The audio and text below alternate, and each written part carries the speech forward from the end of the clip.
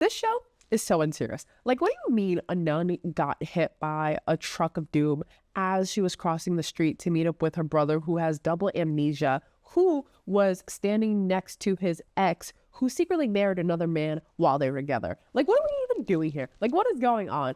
Hello. Today we're going to be talking about episodes 5 and 6 of Buried Hearts. If you're new here, welcome. I'm Jess. I love K-dramas and I just want to chat about them. And don't forget to hit the subscribe button to be notified of upcoming videos. So I know this video is a little late. Actually, it's very late. But I've been sick all week and I'm still recovering. But I really wanted to still film this. So it's currently 11:30 at night and I just got back from seeing J-Hope, who was absolutely amazing. But here we are filming and I have lots of thoughts on this batch of episodes. So get comfy, grab a drink, and let's just chat about it. So for this week's video, I'm mostly going to be talking about Dongju and his relationship with various characters rather than breaking down step by step what happened in each episode. And that's partially due to the fact that honestly, there really wasn't that much that happened in this set of episodes. It was a lot of Dongju just appearing and everyone just like reacting to him and his sudden reemergence. And then there was also the introduction of a couple of new characters. But before I start, was I the only one that caught that Dongju had been away for months, not weeks? I really thought he had been away for just like a short amount of time. And then all of a sudden it's revealed that it's been months, but we did not see what he was doing at that time, who he was talked to, or literally anything that happened during those months. And I'm wondering if the show is even going to show it to us. Anyway, let's jump into our first relationship, which is Dongju and the son-in-law. It's no secret, I am so obsessed with these two characters and all of their interactions. Like, forget the romance that's supposed to happen between Dongju and Eunnam. Like, these two characters have so much like romantic and like sexual tension when they're just like staring at each other, when they're like standing next to each other. Literally, like anytime they're in the room together, there's just like so much like sizzling chemistry that's occurring between them. Like, oh my god, I was losing my mind during that gym scene when they're both like kind of on the pull-ups and they're like facing each other, and then all of a sudden Dongju like laughs and then wraps his leg around son-in-law's waist. Like, what? I for sure thought that was a dream sequence, because I was like, there's no way that son-in-law is allowing this to happen, like allowing this man that he shot to get so close to him. But fangirl in me, was like dying during the scene. So after Dongju has a conversation with the chairman insists that he stays at their house as a way to kind of like seek safety and make sure that no harm comes to him. He doesn't know about everything that's already happened. So son-in-law is like seething. He wants to, wait for it, he wants to kill Dongju to cover up the fact that he shot him, which is like absolutely insane. So when they're in the gym and Dongju point blank asks him, oh, hey, wait, are you the one that shot me? The whole time son-in-law is like glancing at the dumbbell and he is like concocting all of the different ways that he can kill Dongju on the spot and like try and get away with this murder. Like, there's even a point where Dongju leaves the gym and son-in-law grabs one of the dumbbells and like follows him out of the room, like ready to strike him. But then all of a sudden his wife walks into the common area and he has to stop. And it's just like crazy, the fact that literally on his mind on repeat is, I need to kill Dongju, I need to kill Dongju, I need to kill Dongju, rather than like coming up with any other plan in terms of how he can go ahead and fix this. So in order to kind of repair the relationship, or make it seem like he's trying to repair the relationship with Dongju, he seeks out the help of a doctor who is skilled in hypnosis. And I'm going to call her the good doctor because I do think she's going to be prevalent throughout the entire show. And I was a little confused as to why he did that, because having him see this doctor is going to help him regain his memories, which is going to help him remember the fact that son-in-law was the one who shot him, as well as all these other memories. And for me, it doesn't fully make sense, and I don't fully understand his motive and why he wants to do that aside from the money. Next on the list of relationships is son-in-law and grandpa prosecutor. So Grandpa Prosecutor and Son-in-Law in these set of episodes don't see eye to eye at all in terms of the best way to handle the Dongju situation. Looking at Grandpa Prosecutor, he is rash and will resort to violence if needed. He's not going to get his hands dirty, but he's going to hire people to do it. And this includes trying to abduct Dongju so many times in this episode, like when he was outside of the suit shop, and then when he was in the park as well. He even like goes to pay Dongju a visit in the hospital and then plants a bug so that he can listen in on everything. And then he's able to successfully abduct Dongju from the hospital and then goes ahead and tortures him. And you know what? This leads to a whole lot of nothing. Dongju doesn't recover his memories as a result of this. He doesn't remember the password. And then in turn, Son-in-Law basically has to pull Dongju out of this situation because everyone is about to call the police because Dongju got abducted. And all of this really served no purpose. Like it showed his hand in terms of how violent he is, but overall, it really did nothing to help his situation. And then on the other side, we have Son-in-Law who he has this really quiet rage to him that is kind of really creepy. Like there's so many points in the episodes where he's able to effectively like lie about something important, whether it's like shooting Dongju or about like the money, or quickly come up with a lie about how Dongju probably got shot by the same people who abducted him. And it's like kind of scary how quickly he is able to come up with all of these lies, but it's also the fact of how convincing it is. Like I, as a viewer, was like uncomfortable when he's like coming up with all of this like on the fly. And even for me, I was like, am I misremembering what happened? And it's like, clearly not. This man is just like so far gone from who he is because of everything that happened that I don't know if he's able to like come back. Also, what causes further division between Son-in-Law and Grandpa Prosecutor is the fact that Son-in-Law is kind of ballsy. He asks for half of the slush fund money, which remember is like $1 billion, in return once Dongju has his memory. And even Grandpa Prosecutor is like, why would you get him half of this money? Like, you don't deserve it whatsoever. Like, it's my money and you're the direct result of everything that's happening and why I can't access it. So they're very much going back and forth about how much money each person should get. And this is just kind of further adding tension to their already complicated relationship. I don't really have that much to say about Dongju and Eunnam this episode.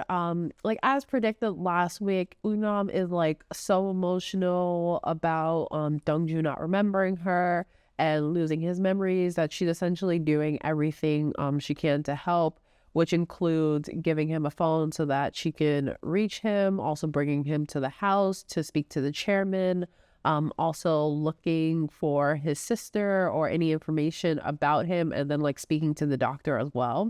And speaking of the sister, what did Eunnam and Dongju like talk about in their relationship? Because it clearly was not their identities. Because Eunnam had absolutely no idea that Dongju was raised by a nun, didn't have a family, etc. The only reason she found out is because she went through some photos inside of his drawer and then saw them and then went to go track down the specific church that was seen in the images. And it's a little weird because honestly, like everyone else knows that he had a nun as a sister or someone who like had raised him, and Eunnam was the only person that didn't know, which further solidifies my point that these two people should not be together, but I digress.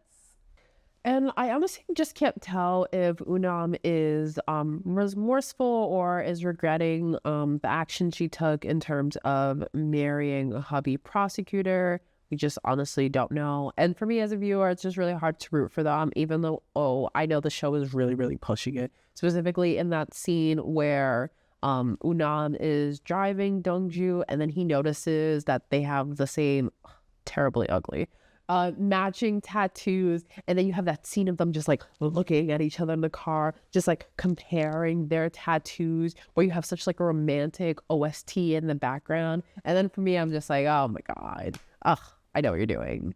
My favorite moment between the two of them was in episode 5 when she's with hubby prosecutor, and then Dongju just like looks at her and says, "We're not having an affair, are we?" Question mark. It was just so good because that's literally how it feels to everyone on the show. We briefly mentioned Secretary Gong in the last set of episodes, but she is a key player in all of this and has a bunch of information that she is absolutely not sharing with anyone. So when Dongju is invited to the house and mentions that his name is Sang-hyeon, the secretary freaks out. Literally freaks out. She is in the middle of carrying hubby prosecutor's birthday cake, and when she hears the name, she like panics, freaks out, and literally falls, and then the cake falls as well. And I really wanted to feel bad, but I don't like hobby prosecutor, so I was like cackling the entire time because it's what he deserves. But everyone is just like freaking out, and she has to just like go sit by herself like in her bed, trying to like not think about the fact that she keeps hearing this name, because every time she hears this name, she like freaks out. And then we get this weird scene with Eunnam's mom, who is the son-in-law's wife. And she's like, "Oh yeah, hearing that name freaked you out, right?" And then the secretary is like trying to not deny it.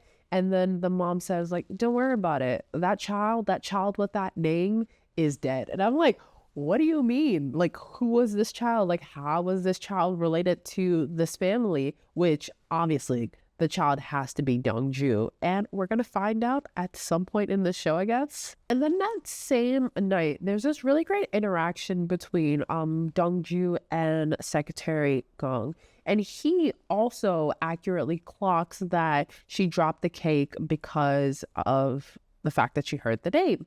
And he is like pointing it out to her. She's denying it, and then he starts talking about the car accident. You can like visibly see her get uncomfortable by the situation, and he honestly bravely like calls her out and says, "I know you're lying about it, but I'm not going to push you on that for right now. Right now I'm going to continue to start getting my memories back, but there will be a time when I would hope that you would tell me the truth about what's going on." And then this just brings up so many questions, which we'll get to the car accident later in this video. But like, who is Hyung-yeon?